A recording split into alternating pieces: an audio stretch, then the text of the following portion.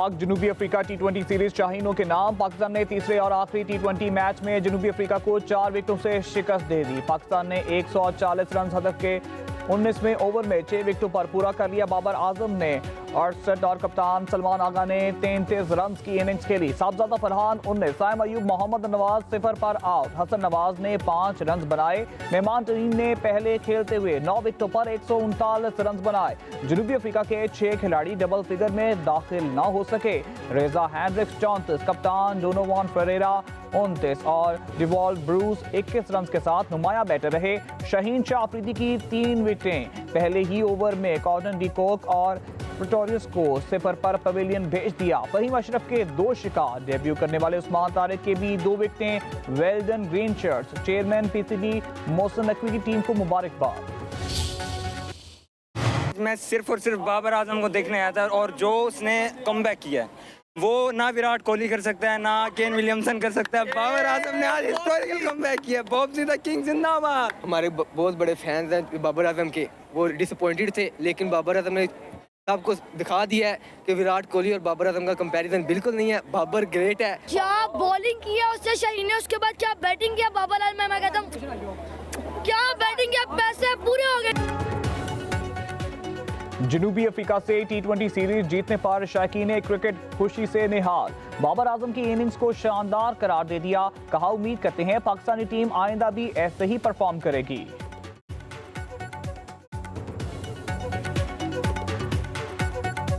हम बाबर आजम को देखने आए थे और बाबर आजम ने हमारी टिकट के पैसे फुल पूरे कर दिए हैं, फुल पूरे। बाबर आजम भी लव यू ऐसे ही खेलते रहे टी20। शाबाश आजम जिंदाबाद। सबसे पहले तो one and only Babar Azam जो उन्होंने आज इनिंग खेली है, तो बिल्कुल वो एक इनिंग जो है वो फाइनल के लिए वो डिजर्व करती थी।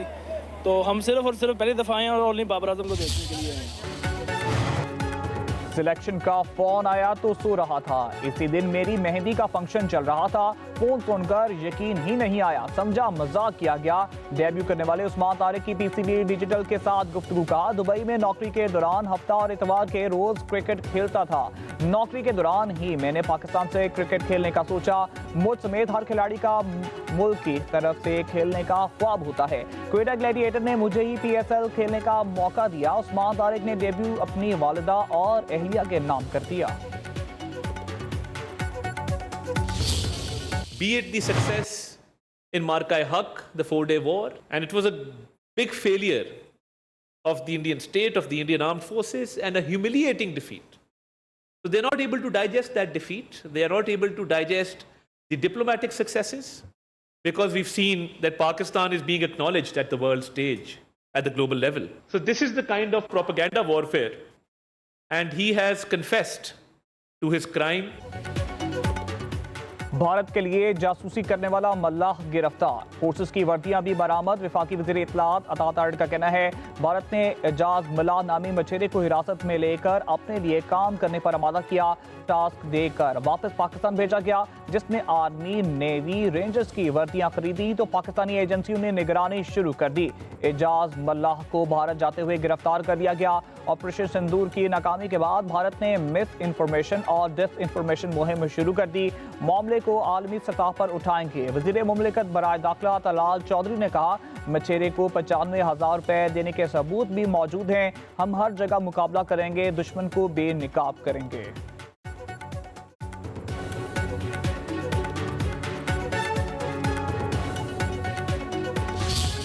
मछलियां पकड़ने गए तो भारत ने गिरफ्तार किया। भारतीय एजेंसियों ने कहा कि अगर हमारे लिए काम ना किया तो जेल में रहोगे। गिरफ्तार एजाज मल्लाह की एतराफी बयान। कहा भारतीय खुफिया एजेंसी ने टास्क देकर रहा किया। पाक फौज की वर्दियां, जोंग सेम, पाकिस्तानी सिगरेट और करेंसी लाने का भी कहा गया। सामान इकट्ठा करके तस्वीर भारतीय एजेंसी के ऑफिसर अशोक कुमार को भेज दी।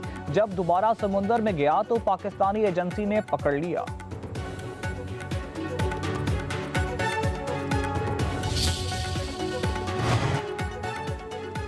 अफगान तालिबान के तर्जुमान का गुमराह कुन बयान मुस्तरद। वजारत इत्तलाआत का कहना है पाकिस्तान ने अफगान सरजमीन पर मौजूद दहशतगर्दों की गिरफ्तारी का मुतालबा किया। पाकिस्तान का मौक़िफ़ वाज़ेह, मुस्तकिल और रिकॉर्ड पर मौजूद है। पाकिस्तान के मौक़िफ़ को गलत अंदाज में पेश किया जा रहा है। पाकिस्तान के खिलाफ गलत बयानी काबिल कबूल नहीं। दहशतगर्दों की हवालगी सरहदी एंट्री पॉइंट से मुमकिन है।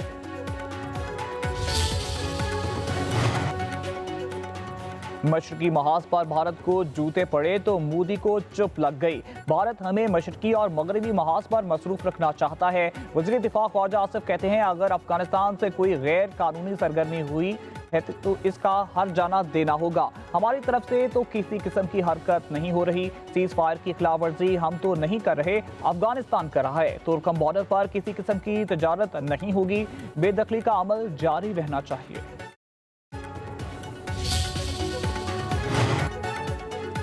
वज़ीर आज़म शहबाज शरीफ की जाती उम्रा में पार्टी सरबराहान मियां नवाज शरीफ से मुलाकात। सियासी सूरत-ए-हाल पर मुशावरत। पाक अफगान मुज़ाकरात पर भी तबादला ख्याल। मुलाकात में वज़ीर आला पंजाब मरीम नवाज की भी शिरकत। वज़ीर आज़म शहबाज शरीफ ने कहा, पूरी तवज्जो इंतहा पसंदी के खात्मे पर है। जो भी दहशतगर्दी करेगा आहनी हाथों से निपटा जाएगा। नवाज शरीफ ने कहा, अवाम के जान माल का तहफ़्फ़ुज़ हुकूमत की अवलीन तरजीह है।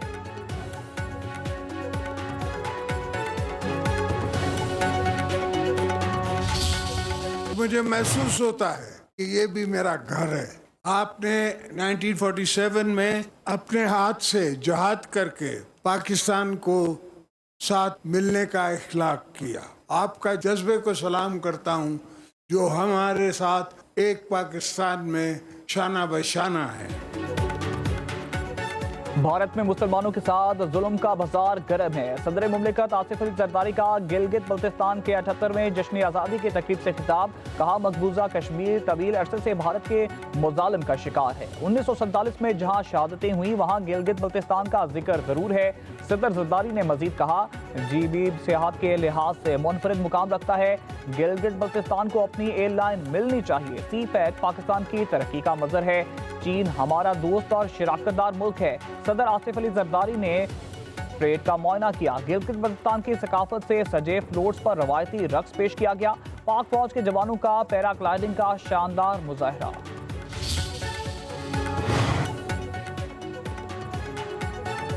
पीटीआई के साबिक रहनुमा की रिलीज बानी मुहिम की तैयारियां। हुकूमत और सियासी जमातों से राब्ते का फैसला। राब्ताकारी मिशन में फवाद चौधरी, इमरान इस्माइल, अली जैदी, महमूद मौलवी, सुल्तान खान और दीगर शामिल। फवाद चौधरी की क़यादत में 3 रुकनी वफ़द मौलाना फजल रहमान से मिलेगा। फवाद चौधरी का कहना है कि पीटीआई को एक कदम पीछे हटना चाहिए, हुक्मरानों को एक कदम आगे बढ़ना चाहिए। हमारा मकसद सियासी दर्जा हरारत को नीचे लाना है। पीटीआई ने हम पर दबाव डाला, एस्टेब्लिशमेंट से बात करो, ये नहीं करना चाहिए था। 9 मई के केसेस का फैसला अदालत ने करना है। मौजूदा पीटीआई गैर सियासी है। पार्टी का मजाक बनाया, बानी की रहाई के लिए तहरीक नहीं चलाई। वज़ीर आला सुहेल अफरीदी की बानी से मुलाकात कराने की कोशिश करेंगे। साबिक गवर्नर सिंध इमरान इस्माइल का कहना है कि हम तहरीक इंसाफ में वापसी की कोशिशें नहीं कर रहे। असद उमर, अली जैदी, सुल्तान खान हमारी तहरीक का हिस्सा नहीं। पीटीआई वाले अपने बंदों को जेल में भूल जाते हैं। शाह महमूद कुरैशी ने मुफाहमत की बात की।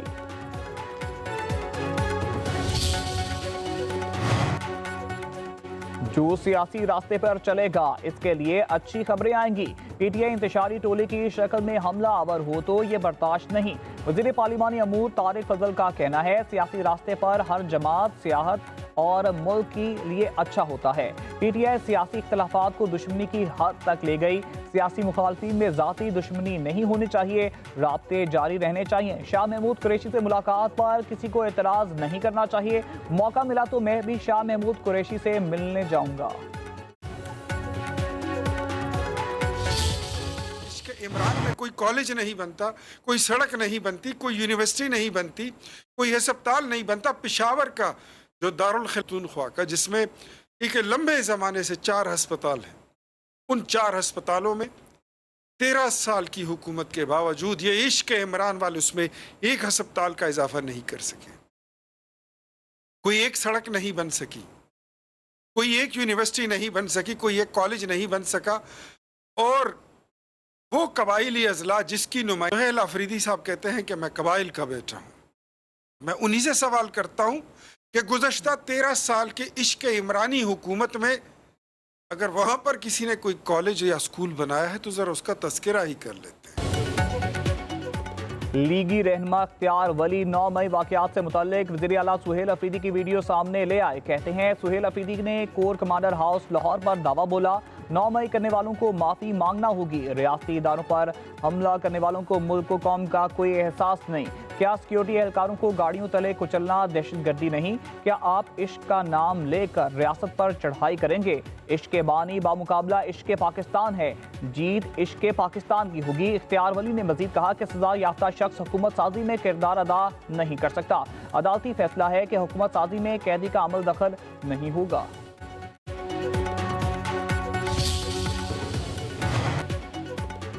वज़ीर आज़म आज़ाद कश्मीर के खिलाफ तहरीक अदम एतमाद मुसलसल ताख़ीर का शिकार। ज़राए के मुताबिक आइंदा 3 से 4 रोज़ तक तहरीक अदम एतमाद पेश किए जाने का इम्कान नहीं।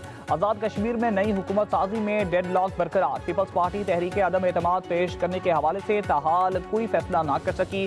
फॉरवर्ड ब्लॉक से पीपल्स पार्टी में शामिल होने वाले अरकान असम्बली भी परेशान। बिलावल भुट्टो तहरीक अदम एतमाद पेश करने का फैसला कब करेंगे, किसी को इल्म नहीं।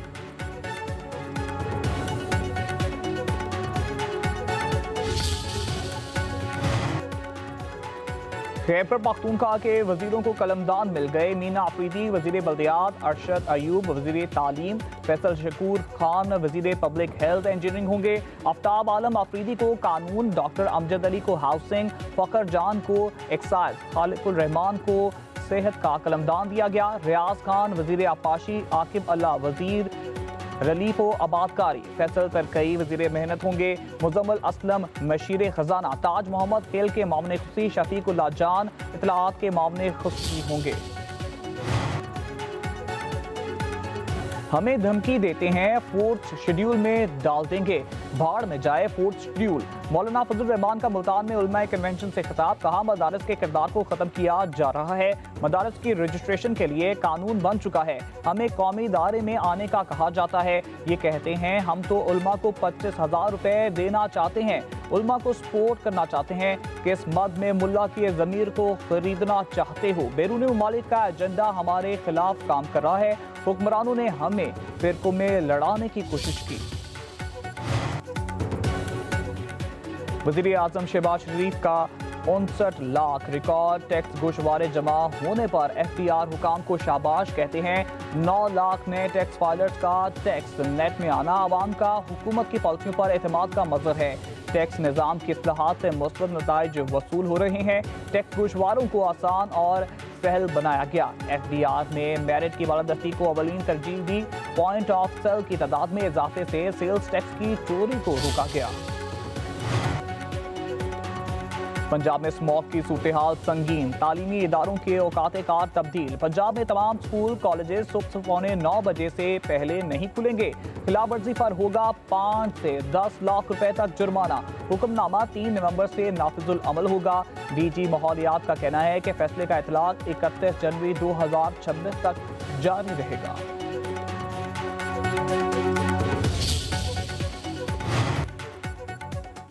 गवर्नर हाउस और स्पीकर सिंध असम्बली का तनाज़ा सुप्रीम कोर्ट तक पहुंच गया। कामरान तसूरी ने गवर्नर हाउस की मुकम्मल रसाई देने का सिंध हाई कोर्ट का फैसला अदालत उज़्मा में चैलेंज कर दिया।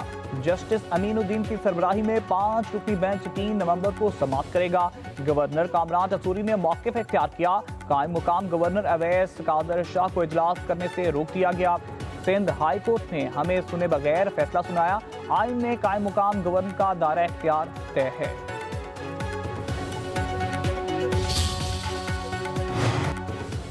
गरीबों की जमीन पर कब्जे का दौर खत्म। अब किसी गरीब या कमजोर शहरी की जमीन पर कब्जा मुमकिन नहीं होगा।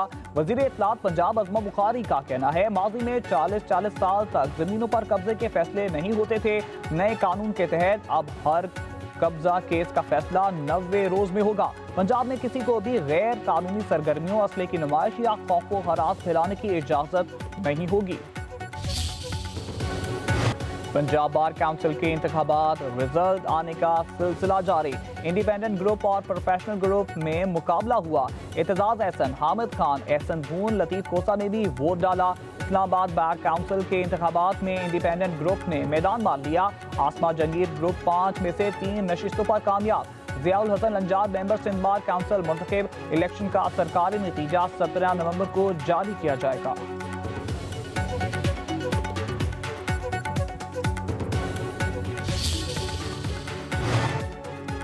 NCCIA के गिरफ्तार अफसर का मजीद 2 रोज़ा जिस्मानी रिमांड। लाहौर की अदालत ने डिप्टी डायरेक्टर मोहम्मद उस्मान को FIA के हवाले कर दिया। मुल्जिम उस्मान पर इख्तियारात के नाजायज इस्तेमाल और रिश्वत लेने का इल्जाम।